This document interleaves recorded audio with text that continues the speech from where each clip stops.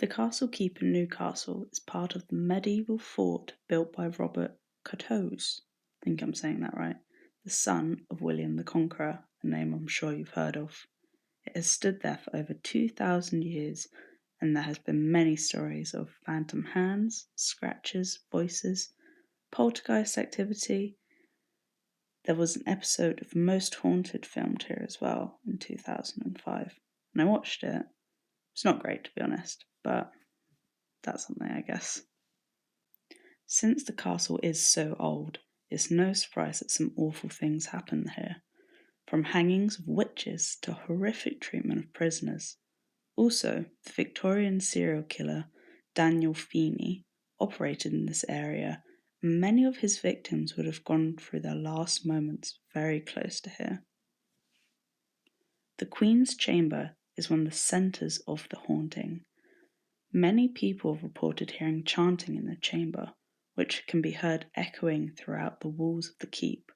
This chanting sound is said to be made by chanting monks, and there is a chapel in the castle, which you're seeing now, so monks do make sense. These same monks have been seen walking down the alleyway nearby the Amen corner before disappearing into thin air.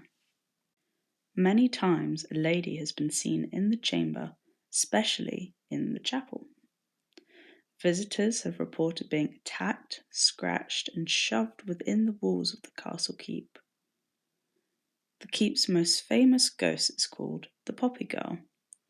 Legend has it she is the ghost of a flower girl who was sent to prison because she owed some people money, or she was falsely imprisoned, being accused of owing money when she didn't actually owe anyone any money. This Poppy Girl has a really unfortunate story, because whilst in prison, she was raped and beaten to death by male prisoners. She is often seen by the stairs of the keep. It is said that when she's nearby, a whiff of flowers is present in the air.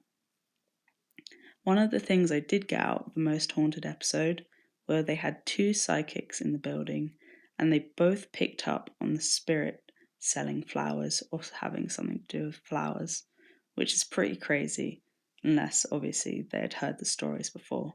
But if they genuinely had no knowledge of the building, I think that is really interesting, and you can't just ignore it or brush it off.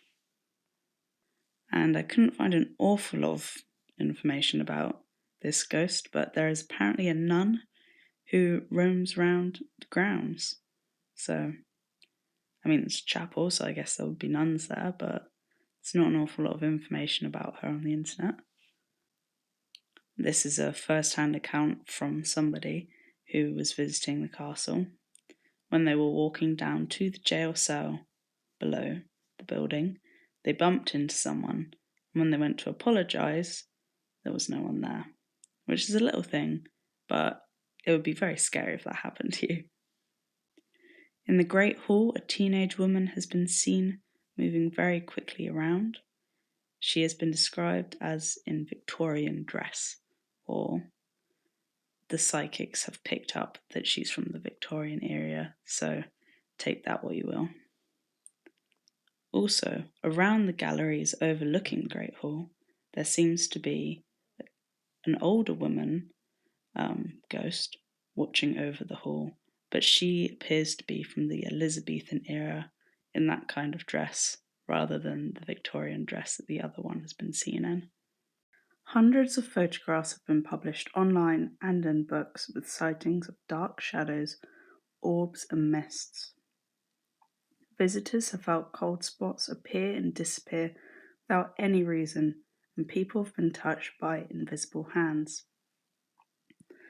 I did feel a cold spot when I was walking around, but I think I was in the jail at the bottom, so it's quite likely there was a draft. At the doorway that you're seeing now, there was this really big, beefy guy that worked at the castle and was locking up, and he was scared to death. He saw this woman run at him, and then there was no one there, and he was a really strong, beefy guy, not afraid of anything. He didn't believe in ghosts. And then after this happened, he did believe, and I think he never returned to the castle. Like, he was a bodyguard. He, like, really not the type of person to be scared, and he shit himself. So that tells you something. I did do a tiny little investigation in the chapel where I spent a fair few minutes there trying to see if something would happen, but nothing happened. But it was in the middle of the day, loads of people walking around.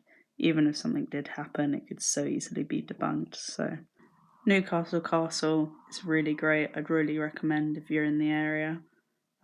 Lovely day out, very nice castle. Yeah, thanks for watching.